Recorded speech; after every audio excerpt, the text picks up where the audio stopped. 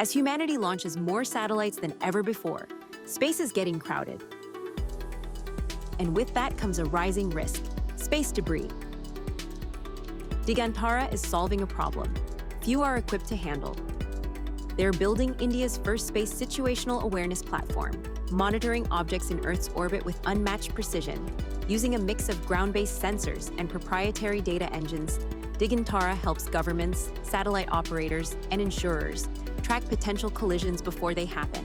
Their platform doesn't just observe space, it makes it safer for the next generation of low Earth orbit missions. Whether it's commercial satellite constellations, defense surveillance, or telecom payloads, operators need to know what's out there, how it's moving, and what it might hit. Digantara's strength lies in its speed and scalability.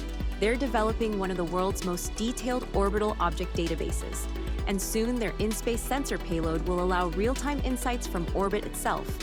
Backed by strategic investors and working closely with global regulators, Digantara is helping define the rules and tools of the new space economy.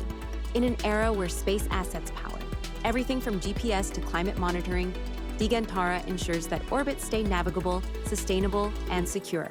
This is deep tech with a global impact, and it's being built in India.